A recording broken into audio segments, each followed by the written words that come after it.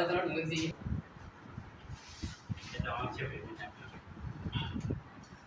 Afternoon class, myself SK Singh. और आज हम लोग क्लास 12th के लिए IIT नेट के लिए इंपॉर्टेंट चैप्टर पढ़ रहे थे। ये चैप्टर जो था हमारा थर्ड चैप्टर है करंट इलेक्ट्रिसिटी। और करंट इलेक्ट्रिसिटी का जो सेकेंड पार्ट है DC या DC सर्किट एंड मेजरमेंट। और ये बहुत ही इंपॉर्टेंट है, इसमें किरचॉफ लॉ आएगा, न्यूटन आएगा, ठीक है ना। और उसी में DC सर्किट का एंड मेजरमेंट को हमने से चैप्टर सपोज कर लिया कि ये फोर्थ चैप्टर है, ठीक है ना। और उसी में ये आज जो पार्ट बन रहा है, वीडियो बन रहा है DC सर्किट का, ये पार्ट थर्ड है। दो पार्ट हम लोग अच्छी तरह से पढ़ चुके हैं, इसकी पार्ट नंबर थर्ड है। और पार्ट थर्ड में जो फर्स्ट हेडिंग है कॉम्बिनेशन ऑफ सेल का कॉम्बिनेशन। सेल को तीन तरीके से हम लोग कंबाइन कर सकते हैं: series combination, parallel combination and mixed combination.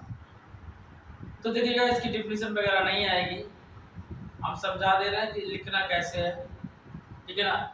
Figure ये रहेगा, इसके न्यूमेरिकल आता है तो हम न्यूमेरिकल बेस पे वर्क करेंगे, पूरा वर्क नहीं करेंगे हम लोग, ठीक है ना। इसकी डेफिनेशन वगैरह नहीं लिखेंगे।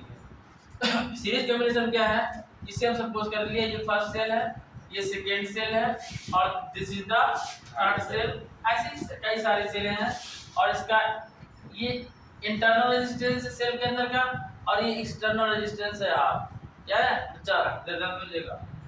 और इन सभी सेलों को ऐड करके एक बैटरी बना दी।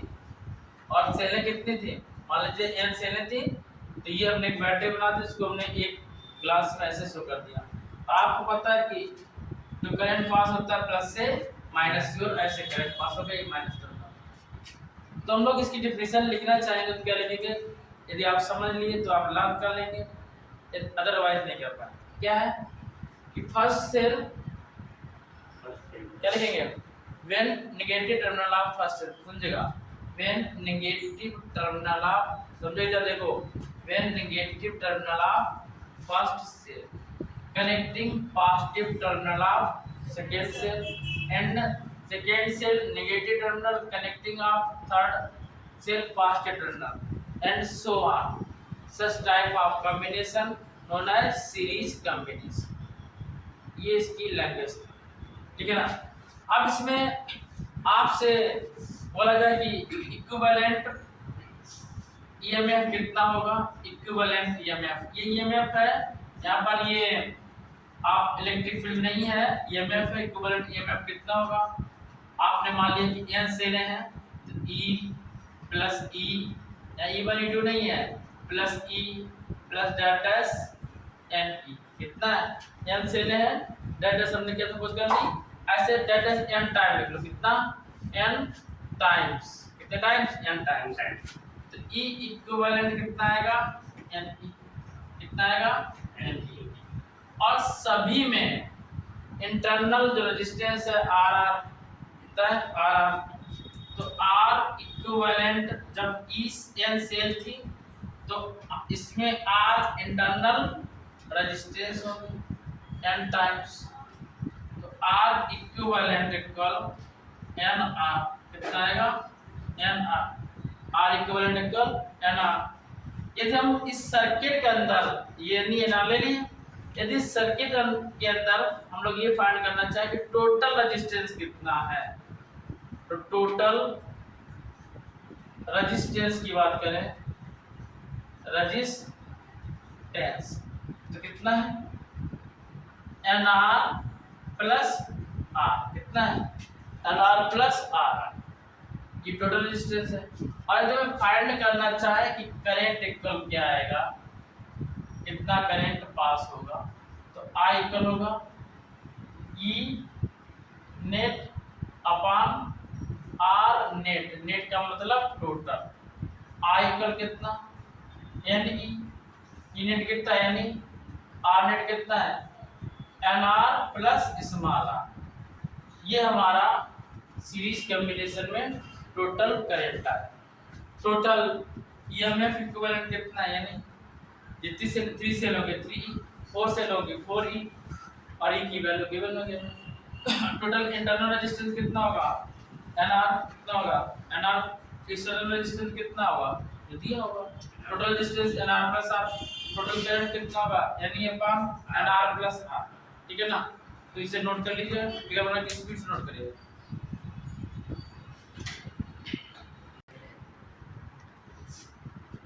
ध्यान समझिएगा, पैरेलल कॉम्बिनेशन में इसमें ईच ईएमएफ का first and path depend plus से कनेक्ट होगा, देखो बेटा इधर ये टर्मिनल से, और ईच का नेगेटिव किससे होगा, ए से, और करंट की डायरेक्शन क्या होगी, प्लस से माइनस की, ठीक है। इसमें यदि हम ई इक्विवेलेंट लेंगे तो इसमें ई रहेगा, ठीक है। आर इक्विवेलेंट लेंगे बच्चा तो यहाँ पे पैरेलल में है, तो 1/r equivalent 1/r plus 1/r plus 1/r plus z n/r क्या रहेगा, that is n टाइम्स क्या रहेगा, 1/n टाइम्स। तो इसको हम लिख सकते हैं r इक्विवेलेंट, पलट देंगे तो क्या जाएगा, n/r, क्या जाएगा।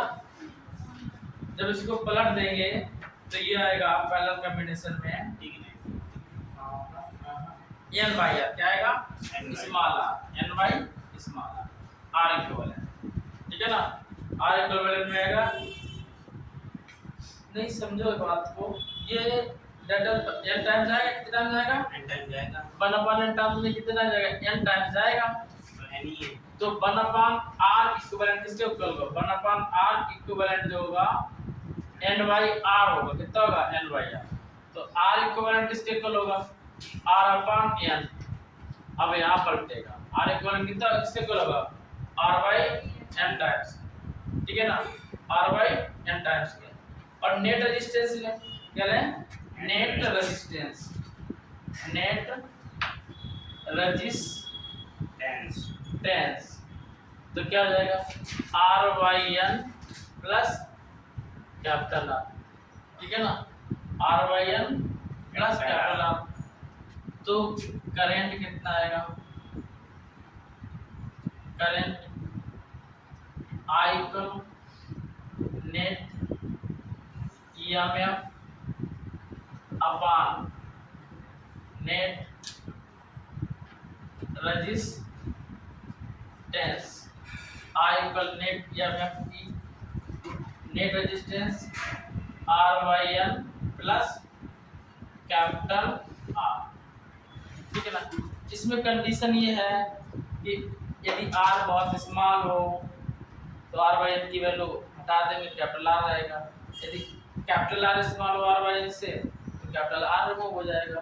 खुद बताने के लिए अकॉर्डिंग टू द न्यूमेरिकल आएगा, जब न्यूमेरिकल आएंगे तो हम आपको बताएंगे, ठीक है ना। तो पैरेलल कॉम्बिनेशन है, इसकी डेफिनेशन क्या थी, ईच ईएमएफ फर्स्ट यानी पॉजिटिव टर्मिनल कनेक्टिंग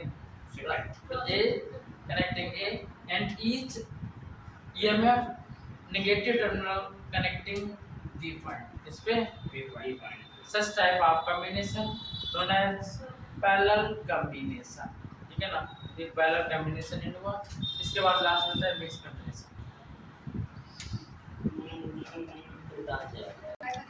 ध्यान समझना इधर बेटा, देखो जब मिक्स कॉम्बिनेशन होता है उसमें जो ये ईएमएफ है ये रो में है, इसमें है रो में, ये सीरीज में कनेक्ट है, और कहाँ तक कनेक्ट है, एन तक। इसके बाद में ये सेकेंड रो है, एन तक, ये थर्ड रो है, एन तक, और ऐसे पैरेलल में कनेक्ट है, एम ऐसे कनेक्ट है एम में, और पैरेलल में ईएमएफ ई होता है, क्या होता है, ई होता है, और सीरीज में ईएमएफ एन ई होता है।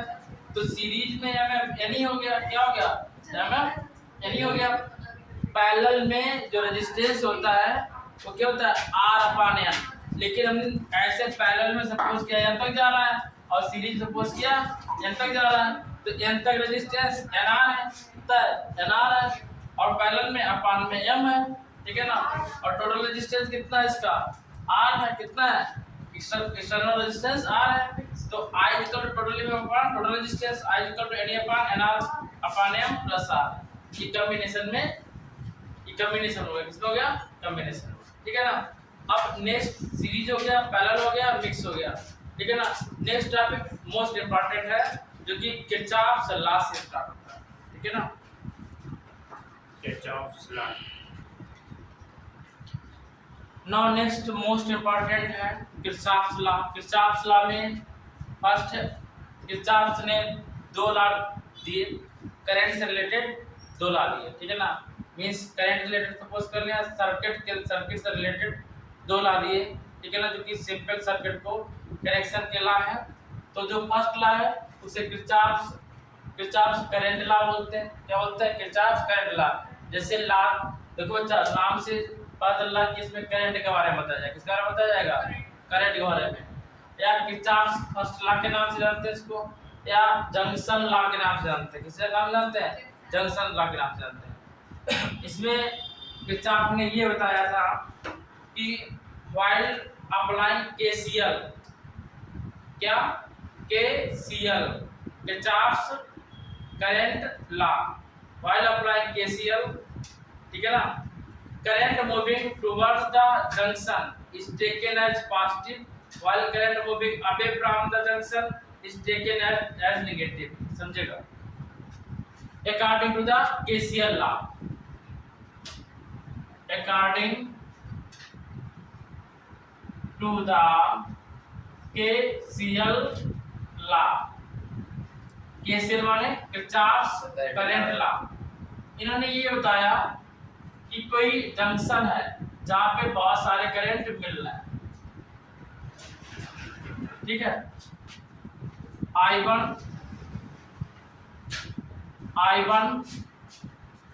I2 I3 और बाहर जा रहा है I4 I5 I6 I7। जो करंट इनसाइड आ रहा जंक्शन की ओर उसको पॉजिटिव लिया गया, और जो आउटसाइड जा रहा उसको नेगेटिव लिया गया। जब हम पढ़ते थे तो समझ में आता था ऐसे कि अगर करंट एक की जुड़ जाएगा तो प्लस कर जाएगा। ये एक की बात नहीं है। जैसे आपके घर पे आपने देखा है कि बोर्ड है, इलेक्ट्रिक बोर्ड, तो एक तो करंट सप्लाई के लिए है करंट, और इसके बाद वहाँ से कनेक्शन से जाएगा तो जो सप्लाई वाला है उसे पॉजिटिव लिया, सप्लाई वाला इनसाइड की ओर आता है और आउटसाइड कौन जाता है? जिससे वर्क होता है। तो किरचॉफ ने रूल दिया था जो सप्लाई वाला होगा, जिधर से करंट आ रहा होगा उसको क्या करेंगे? पॉजिटिव लेंगे, और जो बाहर जाएगा उसको क्या लेंगे? नेगेटिव लेंगे। और कह रहे हैं इन सबको यदि ऐड कर दिया जाए और ऐड करने के बाद में ये क्या आएगा? जीरो आए। क्या आएगा? जीरो। तो इसका डेफिनेशन बनी इधर E sigma I equal summation of I equal 0, summation of I equal 0, sum of current, क्या लिखेंगे? sum of current moving toward the junction is equal to the sum of current moving outward of the junction, ठीक है ना। एक और definition ये क्या हमने बताया? ये हमने ये बताया है, देखो I1 plus I2 plus I3 plus के थे और माइनस वाले को इक्वल ले जाए तो I4 I5 I6 plus I7, इन दोनों में करंट क्या रहेगा? सेम रहेगा। क्या रहेगा? सेम रहेगा।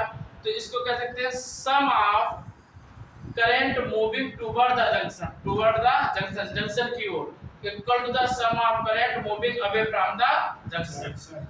इसकी डेफिनेशन लिखेंगे इससे, in any electrical circuit the algebraic sum of all the current meeting at any junction is always 0. In any electrical circuit the algebraic sum of all the current meeting at any junction is always 0, ठीक है ना। कभी कभार condition में बोल देता है जो फर्स्ट लॉ है ये किसका? Conservation law. कंजर्वेशन माने होता है कांस्टेंट। किसका कंजर्वेशन है? चार्ज का। किसका कंजर्वेशन है? चार्ज का। तो this is the conservation of charge, या this is the conservation of charge, ठीक है। नोट करिए, डेफिनेशन लिखवा दें पहले। हाँ, तो नाउ गाइस आज के लिए बस इतना ही। मिलते हैं नेक्स्ट वीडियो के साथ में। अब किताब सेकेंड ला, किताब फर्स्ट ला भी समझा देंगे, किताब सेकेंड ला, इसके बाद में व्हिच स्टोरी ब्रिज आपका चैप्टर फिनिश हो जाएगा। इसके बाद हम लोग एनसीईआरटी क्वेश्चन करेंगे, ठीक है ना। तब तक के लिए सभी को जय हिंद, जय भारत।